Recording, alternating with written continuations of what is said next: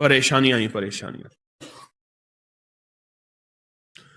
आपने मुझे दो चीजें बताई थी, एक 129 बार सूरत कौसर और एक सारा दिन चलते फिरते सूरत कुरैश।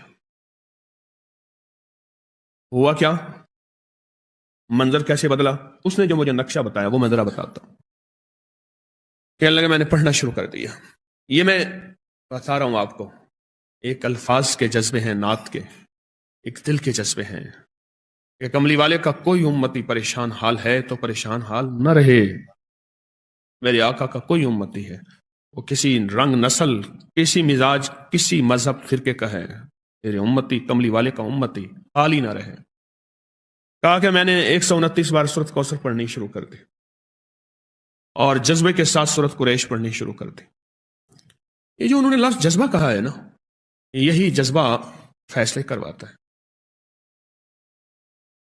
अल्फाज से ज्यादा कैफियत फैसले करवाते हैं।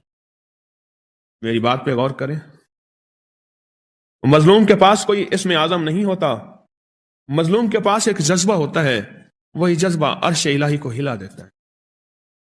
हमारे पास अल्फाज होते हैं, कैफियत नहीं होती, जज्बा नहीं होता, और जज्बे की कमी की वजह से हम महरूम रह जाते हैं। फिर कहते हैं इतना अरसा आए, इतना अरसा किया, क्यों नहीं मिला? जज्बा जज्बा जज्बा। तो कहने लगे मैंने जज्बे से पढ़ा, जज्बे से पढ़ा। मैं खजूर की दुकान पे काम करता था, छोटा सा मुलाजिम था। एक बड़ा गाहक आया कंटेनर का, दूसरे मुल्क खजूर भेजनी थी। तो मेरे मालिक के पास आया, उसने खजूर के जो रेट दिए वो ज्यादा थे। उन्होंने कहा आप ज्यादा दे रहे हैं, कुछ कम कर दें। उन्होंने कहा यही है हमारे रेट। और वो मेरा मालिक मदीना की मंडी का बड़ा सौदागर है,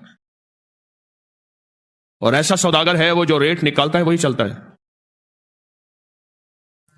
कहा कि उन्होंने मुझसे राब्ता किया, मेरे राब्ते थे चूंकि और ताजरों से, मैंने कम रेट पे वही चीज उनको दे दी, कंटेनर भर के भेज दिया और मुझे इतना बच गया। कहा कि वो सबसे पहला तोहफा था 129 बार सूरत कौसर और सूरत कुरैश का। 19 गया, 20 गया, 21 गया, अब 22 भी गया। आज मैं खुद ताजर हूं।